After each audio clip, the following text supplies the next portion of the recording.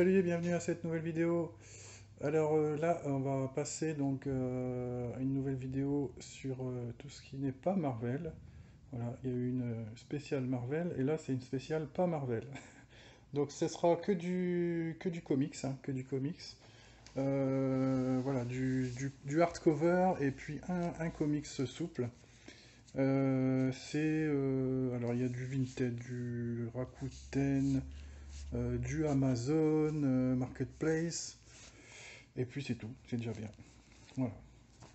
Alors, premier comics, donc c'est le souple que j'ai trouvé, je crois que c'était sur Rakuten celui-là. Donc j'avais présenté la dernière fois le X-Men Wildcat tome 1, donc là c'est le X-Men Wildcat tome 2, donc avec deux nouvelles aventures. Donc ça se suit pas du tout, hein, c'est quatre aventures indépendantes hein, qui se passent à des époques différentes. La première se passait pendant la Seconde Guerre mondiale, donc contre les nazis. Le deuxième, c'était un petit peu plus tard, je ne sais plus à quelle époque. Enfin bref. La troisième, je ne sais même plus la troisième. La troisième, c'est celle que j'ai moins aimée, donc dans celui-là. Même graphiquement, hein, c'était pas trop mon truc. Enfin, c'est pas dégueu, mais voilà, c'est pas le genre de graphisme que j'aime bien. Ça fait bon. Là, c'est voilà. Par contre, la dernière, j'ai vraiment aimé. Alors, aussi bien graphiquement que scénaristiquement. Donc ça se passe dans le futur. En plus, j'aime bien les trucs dans le futur avec des futurs alternatifs, des voyages dans le temps, des choses comme ça. J'adore aussi bien au cinéma qu'en BD. Donc là, c'est un futur où en fait les ennemis donc des Wildcats, les démonites, ont fusionné à un moment donné avec les Sentinelles, donc les ennemis des X-Men. Et donc c'est devenu une race ultra puissante qui ont éradiqué pratiquement toute la population humaine et mutante. Donc il reste très peu de mutants, hein. Ça fait fortement penser à X-Men Day of Future Past, forcément. Ça a dû être vraiment inspiré. D'ailleurs, je ne sais pas si c'est du Jim Lee ou pas. Est-ce que c'est écrit là quelque part? Alors donc il y a The Modern Age et The Dark Age. Dessin Matt Broom. Non, scénario Warren Ellis. Voilà. Donc j'ai vraiment apprécié, hein, donc voilà, c'est un futur alternatif où tout s'est mal passé en fait, et donc les X-Men et les Wildcats de ce futur vont essayer de faire le nécessaire pour, euh, pour remettre tout ça en place, exactement comme dans Day of Future Past en fait. Voilà, je sais plus, là ils envoient pas quelqu'un dans le passé, mais je sais plus, ils doivent activer une machine, quelque chose comme ça. Ensuite, donc une saga en 3 tomes issue de l'univers Image Comics, Wildstorm, etc. Qui était donc sorti chez Delcourt en 3 volumes. Donc il y a 4 volumes en fait de cette série Hunter Killer, mais le quatrième tome est à part. Il n'est pas dans la continuité, c'est une histoire complète à part. Qui n'est pas nécessaire d'avoir et qui était sorti 2 ans après, il me semble, après le tome 3. Donc là, en fait, c'est une histoire, voilà, ça se passe parallèlement, je dirais, à toutes les séries images, genre Cyberforce, Wildcat, etc. Donc le pitch, c'est les super-humains sont parmi nous, connus seulement de quelques initiés. Les ultra-sapiens sont des êtres dotés de pouvoirs extraordinaires qui vivent dissimulés au milieu de la population. Les membres de cette race génétiquement modifiée sont aussi des armes de destruction massive qui constituent un danger potentiel. Leur simple existence implique la création d'une force de régulation capable de ramener les éléments perturbateurs dans le droit chemin. Un seul groupe est en mesure de les affronter et de nous sauver. On les appelle les Hunter Killers. Ils sont spécialement entraînés, prêts à tout pour nous protéger, peu importe les moyens. Voilà. Donc ça donne envie, le pitch déjà, enfin moi en tout cas. Dessin de Marc Silvestri, dessinateur que j'adore moi personnellement. Donc parmi mes dessinateurs préférés, hein, il y a Todd McFarlane, Rob Liefeld qui a un style très particulier mais que j'adore aussi, et puis Marc Silvestri et Jim Lee bien sûr, Jim Lee aussi. Donc dès que je vois un truc avec Jim Lee, Mark Silvestri, Todd McFarlane, etc., ça me donne vraiment envie de le voir et de le lire. Donc voilà. Donc c'est une histoire, c'est des histoires un peu plus adultes, hein, je dirais. Voilà, moins cucu que peut-être un petit peu certains comics actuels qui essayent toujours de rester plus ou moins politiquement corrects. Les couvertures sont vraiment top. Donc voilà, à lire très vite pour moi. Ensuite, donc je parlais, hein, Todd McFarlane. Donc je me suis trouvé toujours chez Delcourt. C'est une coïncidence, hein, j'ai pas cherché à avoir que du Delcourt, mais là c'est que du Delcourt, à part le souple. Donc Alan Moore, Scott Clark, Spawn, donc une création de Todd McFarlane. Donc là c'est pas lui qui est au dessin. On a quand même Alan Moore au scénario, donc, qui gage de qualité. Donc là, un Spawn pareil, un univers alternatif. Ah non, c'est dans le futur là, je crois. Voilà. C'est dans le futur. Avec un Spawn futuriste maléfique que les Wildcats, je crois, vont devoir combattre.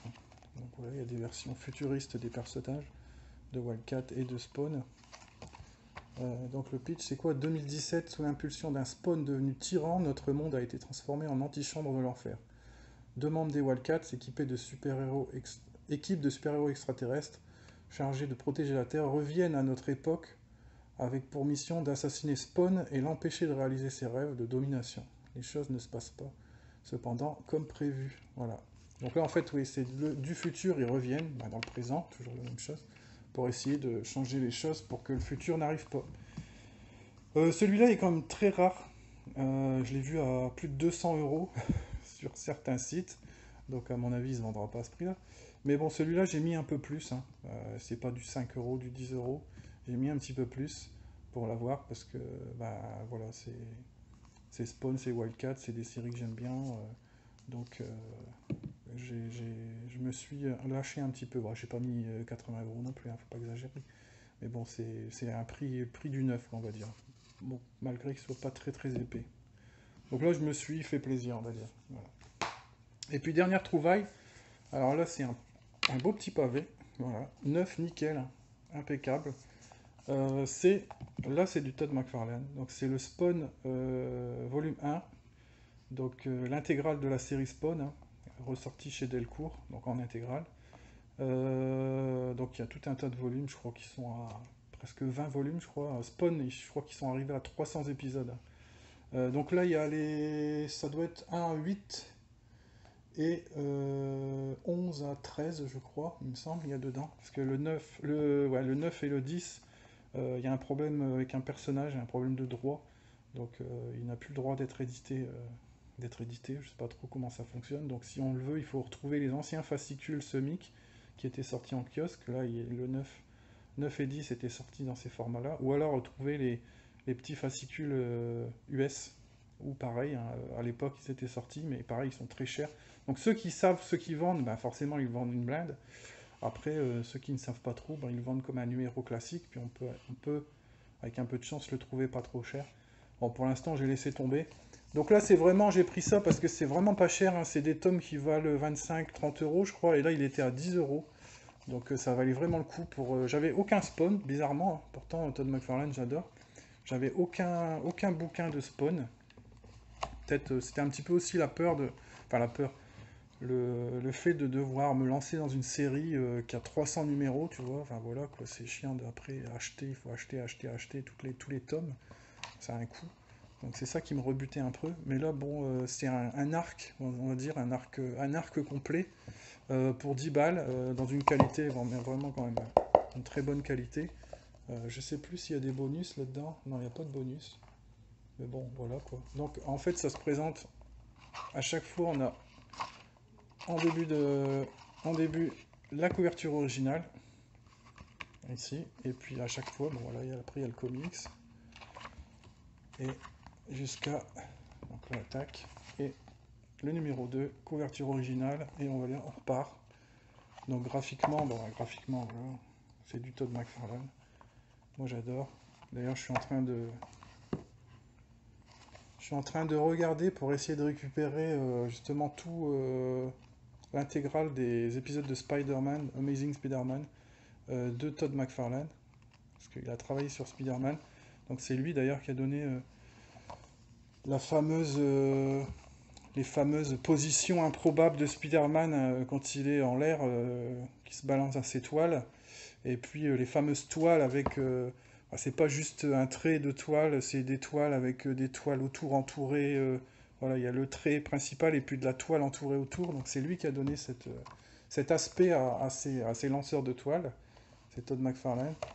Donc là, je suis en train d'essayer de voir, de récupérer les épisodes faits par lui. Et puis après, il y a aussi un très bon arc d'Amazing Spider-Man aussi par Eric Larsen, celui qui a fait Savage Dragon, qui sont très bien aussi, notamment avec les 6 épisodes du retour des Sinister Six, qui étaient excellents. Moi j'avais en VO avant, et que j'essaye de retrouver aussi dans un omnibus ou une intégrale, enfin voilà. Donc super content, comme ça j'ai donc 8 premiers, plus après 11 à 13. Donc c'est un beau volume, donc là 10 balles, franchement c'est super classe. Voilà. Donc là déjà vous voyez ici déjà il y a 8 tomes. Après bon on passe à... Après c'est plus Todd McFarlane. Donc je crois que Todd McFarlane ça doit être les 2 premiers tomes. Donc je vais peut-être essayer d'avoir le 2e tome. Et puis après on verra. Donc là je vais redécouvrir on va dire en VO. En VF pardon, parce que j'avais lu que les 2 ou 3 premiers en VO à l'époque de Image Comics, hein, quand c'était sorti dans les années 90. Donc je vais redécouvrir ça. Voilà. Donc bah, c'est tout pour aujourd'hui. Hein. C'était ma petite vidéo vite fait. Comme ça, c'est pas trop long. Spécial Image Comics. Donc, enfin, Image Wildstorm. Univers non Marvel, on va dire. Voilà. Donc, si vous avez aimé, pensez au petit pouce bleu, l'abonnement si ce n'est pas déjà fait. Et puis, je vous dis à bientôt pour une prochaine vidéo.